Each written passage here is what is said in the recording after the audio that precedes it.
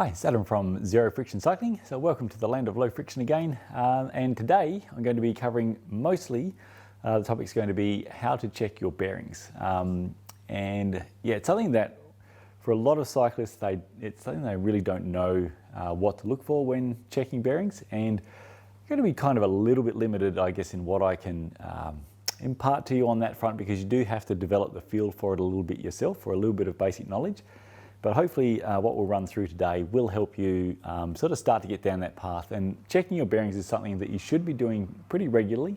For waxes, where we're popping our chains on and off all the time, it makes it super easy, and I will sort of run through that. I did cover that a little bit in an earlier video, but we'll run through it again on this one because it's pretty relevant. But it's much easier with your chain off to make sure that everything is running silky smooth as it should be. But there's I guess a bit of a couple of hints and tips on how to try to keep a track that things are going okay with checking your bearings, whilst even if you never sort of take the chain off the bike.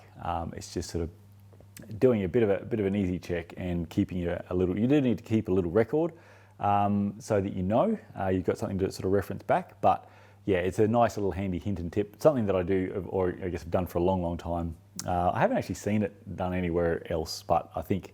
Yeah, it's a pretty logical, easy one that you can get a hold of or you get on top of. But I guess before I start on bearing check, just because I get emails and stuff on this topic all the time, and so I can't really go into it without covering off, I guess the whole ceramic versus steel thing a little bit.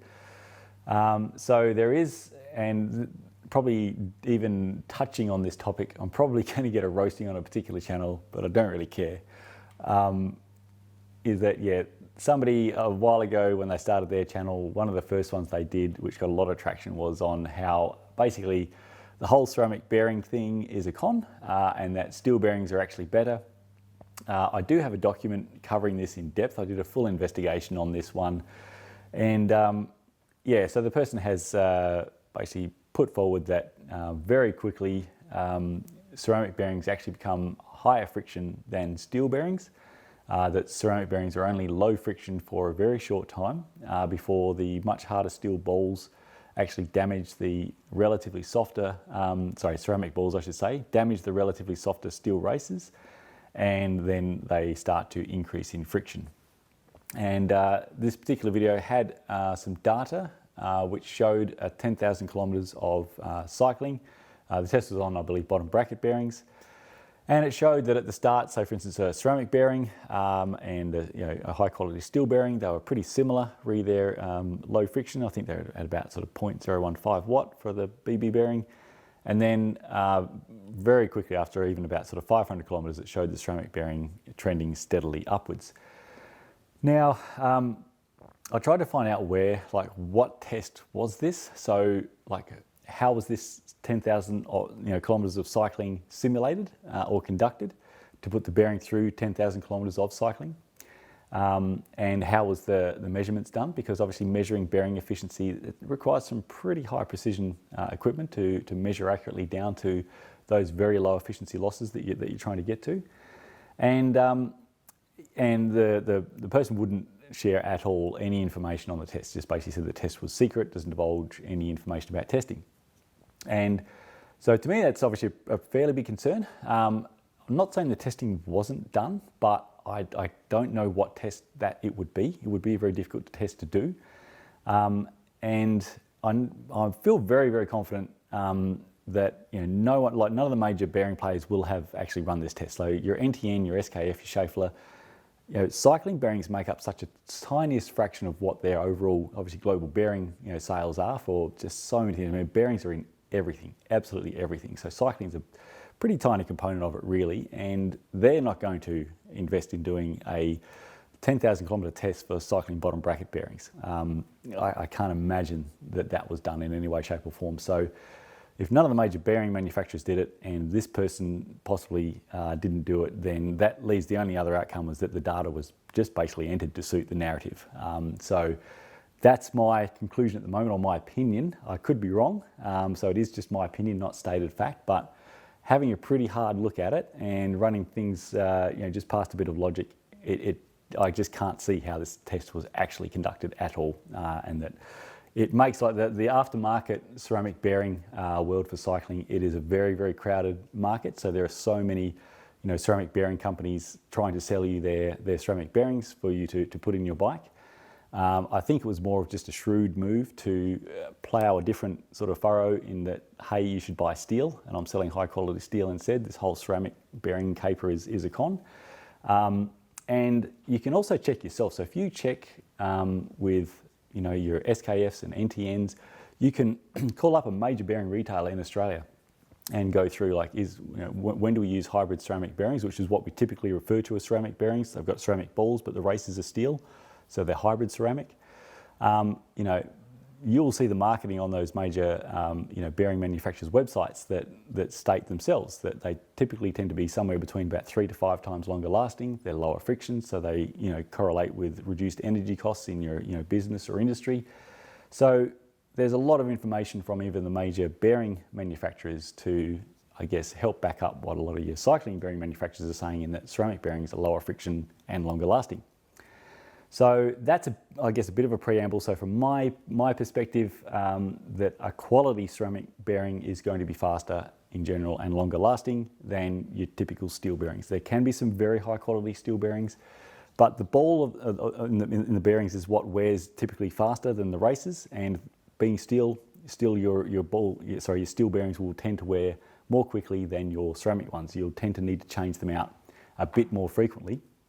And so if you look after your ceramic bearings and they're a high quality ceramic bearing, you can get some very, very long lifespan of really silky smooth, low friction out of your good quality ceramic bearings.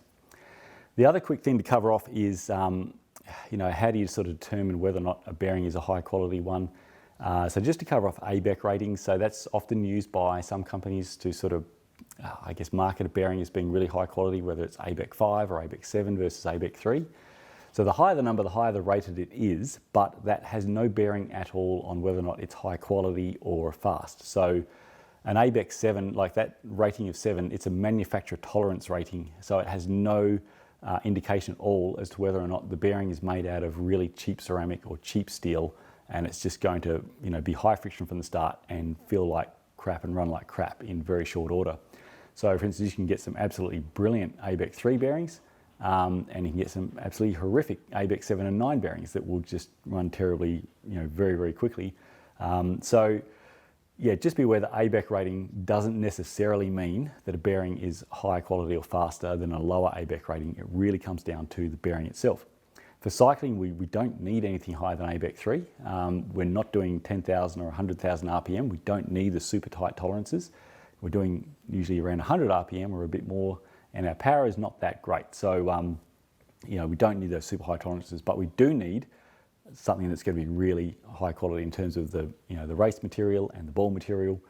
So that's really the indicator. Now, some manufacturers do use the ABEC ratings to delineate a level jump in their bearings. So Enduro is a good example of that, where their ABEC 3 bearings are a fairly budget bearing. They've got a steel cage as opposed to a polyamide cage. They use cheaper seals, pack it in with sort of a cheaper grease. They're a slower bearing and they're not going to last as long. The ABEC 5 bearing is a real big jump up in quality. They use really hardened chrome steel balls and really very high quality hardened chrome steel races, and it's got a polyamide cage and better grease, better seals. So they use the ABEC rating just as basically a delineation between their quality levels in their steel bearings. So that's a case though for that particular manufacturer. It's not going to be the same for other manufacturers. So the ABEC ratings most times don't really mean anything, whether it's 7, 3, 9, doesn't matter. More likely if it's 9, it's probably not going to be good bearing. If it's cycling, they're probably trying to sell you on that ABEC rating as being super high quality, and that's to misdirect you from the fact that it's made out of not great materials. So be aware if someone's in cycling is marketing an ABEC 9 bearing, there's no need. It's a bit nuts to put your money into making a bearing of that manufacturer tolerance when you don't need it, as opposed to putting the money into making the bearing out of high quality materials, if that makes sense.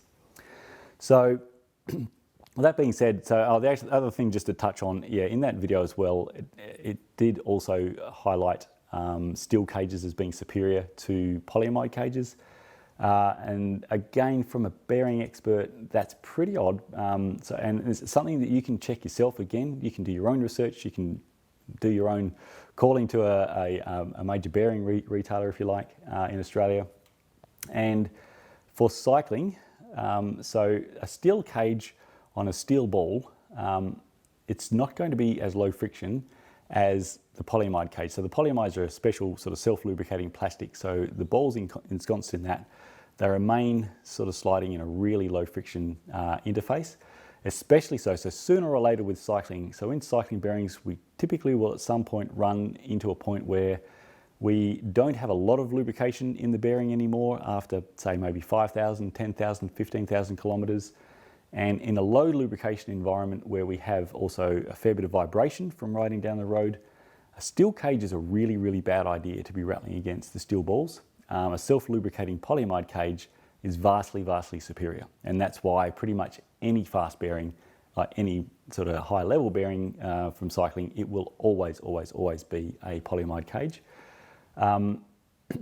I guess the steel bearings this particular person is sort of selling, that they are high-end steel bearings from a major bearing manufacturer, but they're not made specifically for cycling. They are made for industry in general. They'll work great on a motor, no problems whatsoever.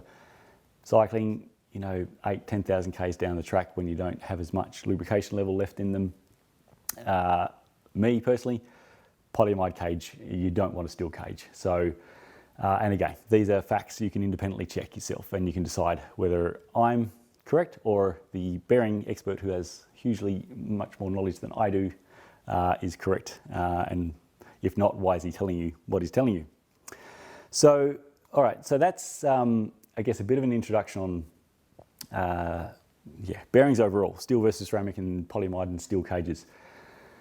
When it comes down to you and your bearings and your bike, what should you be sort of looking for in making sure that things are silky, smooth, low friction or not? So I won't bother going into, at this stage, I could go on for an hour on, what might be the right bearing selection for you.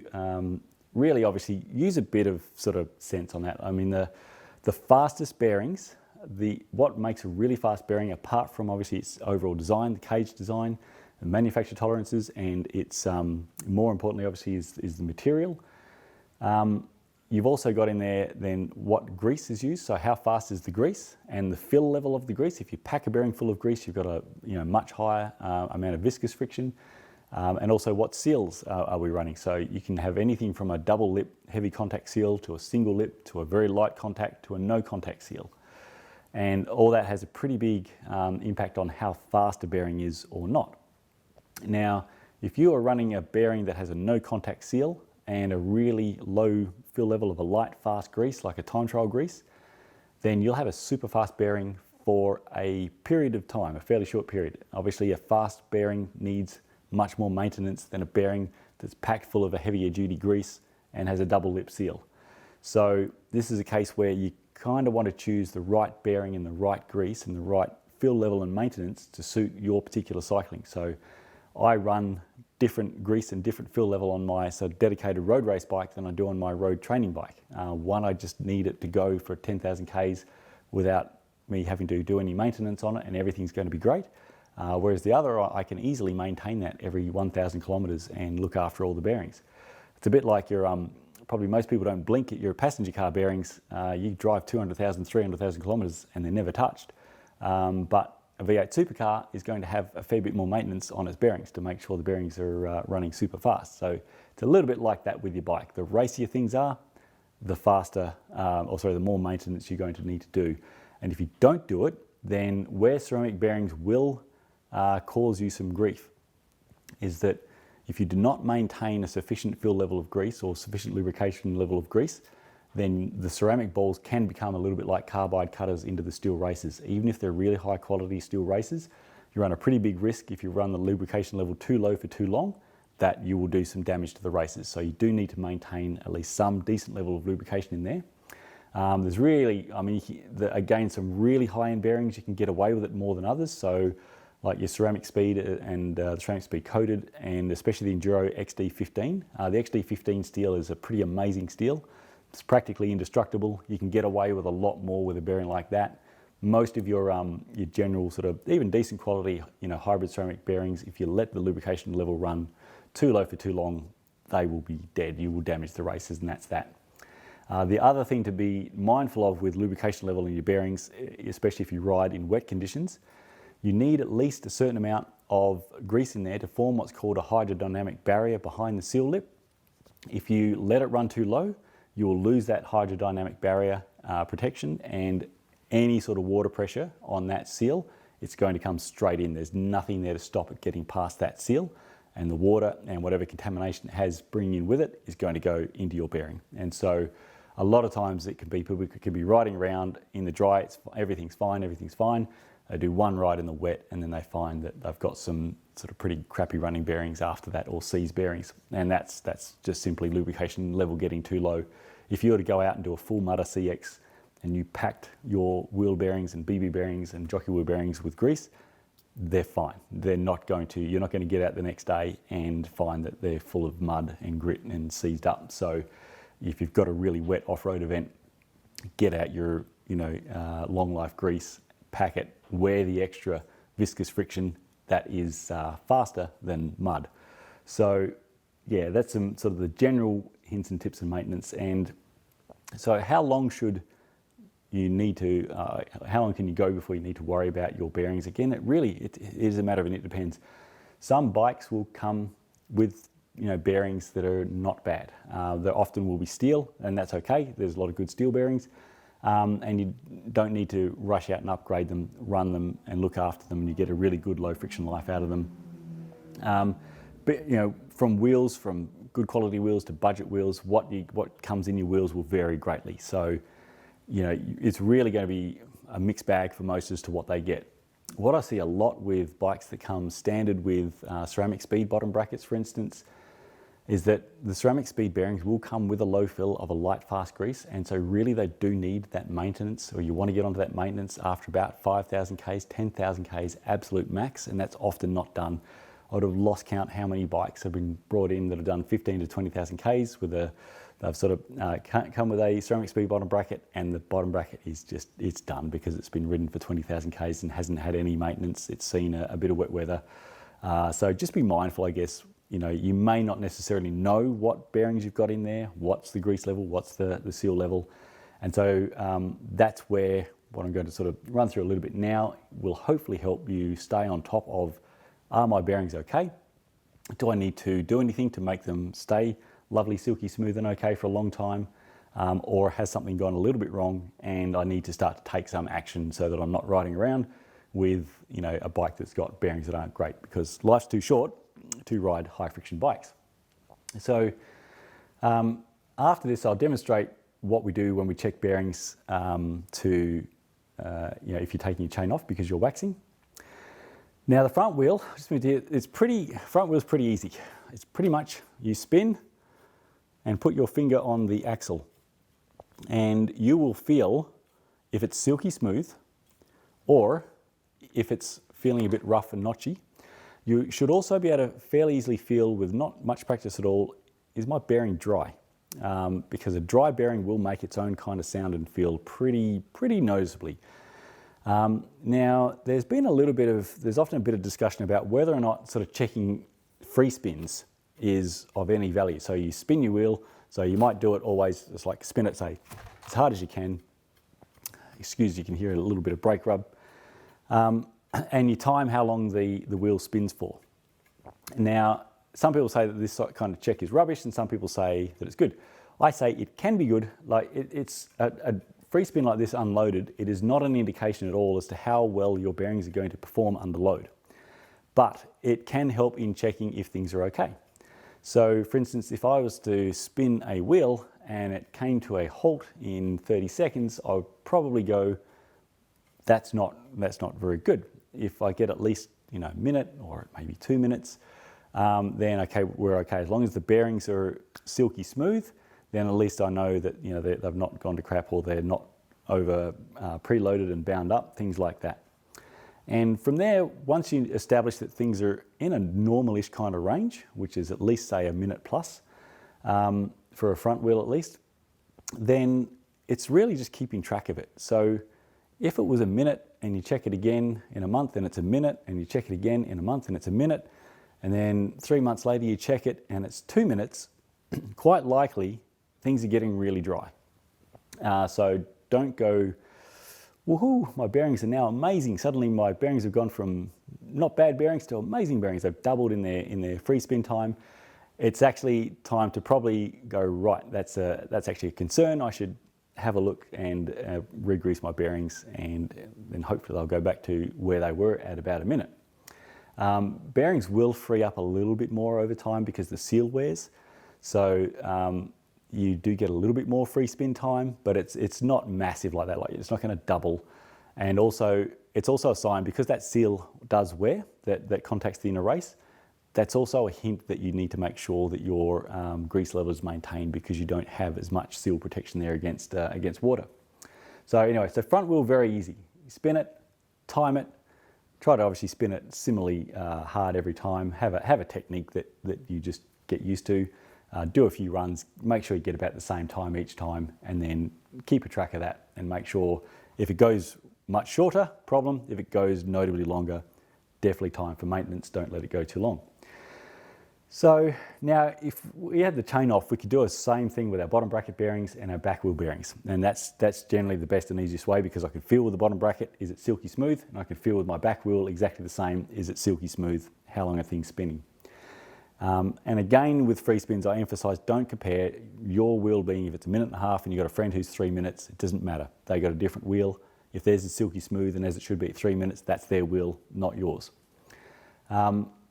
If you're somebody who doesn't take the chain off at all, or basically only when it's time to change your chain, then one thing that's a bit easy and handy is simply to, put your pedal up near where either, say, chain catcher or front derailleur would be.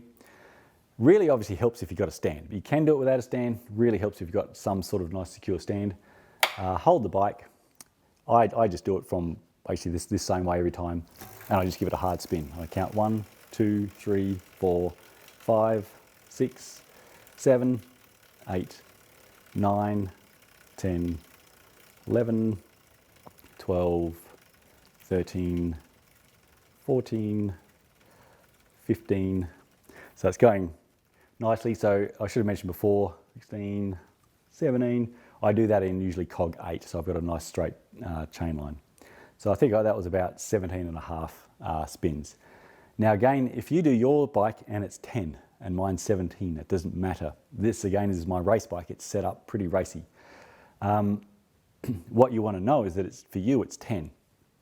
Now, somewhere around 7 to 12, I can say from checking a lot of bikes over the years, is I would say that's about your normal range. And from there, really, it's up to you to sort of, track that and make sure it's okay. Again, you don't compare to another bike. A different bike could have a heavier or lighter wheel, and obviously the mass out here is going to make a fair bit of difference. Different chain bearings, a whole lot. So it's particular to your bike.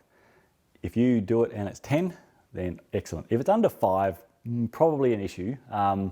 Shouldn't really be that's a pretty quick time to come to a stop if you've given that back wheel a hard spin. So there could be something going wrong there. Either your chain's knackered, or your bearings are gone, or they've been installed with too much preload, so they're quite bound up. So you'd be surprised how many times we get somebody who's bought a new bike and I check, just a very quick check, even with just the chain on, and I only get, say, 5. It's like, wow, that's not amazing, and pop the chain off, and yep, sure enough, the crank can be really hard to turn just because the bearings have been set with way too much preload. So it can be really handy just to knock out stuff like that. But you also get quite often where things often change, especially if you ride off-road, is that things can go from, say, 10 and then drop to 5, and it's because you might have a jockey wheel bearing that's seized up because it's got a whole bunch of mud in it, or another bearing that's seized up.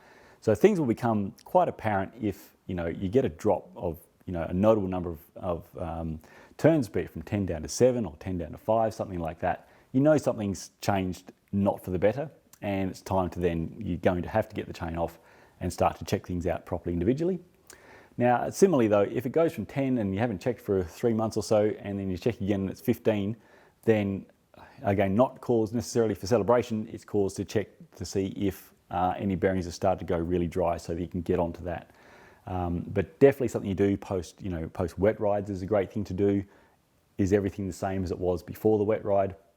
And just basically it's really just getting to know your bike and getting just to understand that bearings they are dynamic. They work pretty hard. They're often pretty small for the type of load and abuse they're getting on a bike. Bikes are pretty much like a race machine, so everything we've got is really kind of like a race weight type thing. If you had to replace parts on your car at the same sort of kilometres as you did on your bike, you'd be pretty unhappy with your car. So so just be mindful that the more you can just keep on top of this stuff, it can save you a fortune, especially if you've got good quality bearings either from the start, or if you're upgraded to good quality bearings. Just know the basics on really what to look for, what to feel for, and how to check that and how to get onto things if they start to change. So just for academic purposes, I'll pop this chain off. So what I normally do, so if you are waxing, or if you're not waxing but you want to get into some just good periodic maintenance of both your chain, about once a month, pop the chain off, which again, everyone should learn how to do that, same as you learn how to change a flat tyre. It's just part of good maintenance and keeping everything running properly. With the chain off, I can just spin that back wheel and I can feel everything is great. And so normally what I would do is I would give it, again, the same sort of hard spin, and I would time it and make sure that it's where it should be. I can check that my jockey wheels, bearings feel smooth, spinning light, and again I can check. So now that you can actually hear, so that's the sound of ceramic bearings starting to run a little bit dry. If they, this is a nice sort of sign for me that, okay, it's been a little bit since the last re-grease. I've been sort of hammering the bike a little bit. So these are definitely time for some top-up grease. So just pop the crank out, pop the seals off the bearing, which you do from the inner seal, the inner seal lip, and I'll either just be able to add grease right at the top, or worst case, I will clean and re-grease, which again, very quick and easy. The penalty, if you don't, obviously, is that you can spend a fortune on bearings if you just run them until they're dead. Not the most economical way to go, and not the best way to go from a friction perspective. Save your watts, save your friction, save a ton of money. Just get on top of the bearing basics. And so it's one of these things as well where not to be critical of bike stores, because some do it really well, but some do not. You can actually pay sometimes pretty decent money for a decent level service, and they won't really look at the bearings still. And a lot of your basic services, if you pay sort of $80 or $100 for a basic service, if they find an issue with the bearings, then obviously they'd be very happy to fix the bearings for you. But you've sort of paid like an $80 starting fee to replace the bearings. If you have identified yourself that the bearings have gone rough and notchy and need to be either A, replaced, or maybe if you've caught it early, just to clean and re-grease, then you can take your bike to the bike store if you can't do it yourself, and get them just to sort out the bearings without the $80 starting fee. So the more you're able to identify yourself and either get onto yourself or have somebody take care of just that particular issue without paying basic service starting fee, then obviously that saves you money, which you can buy more fun stuff instead of just sort of throwing it away on easily avoidable stuff. So that will, I think, do for a bit of a bearing maintenance. So how to check your bearings. Hopefully it was not too rambly. See how we go. Let me know in the comments. Oh yeah, by the way, thanks for watching, and don't forget to like and subscribe to the channel and other YouTubey type things, like share with your friends. So that'll keep you up to date with the latest low friction news and hints and tips. And also put any comments down below, and I can try to look at those and take them into account for future episodes.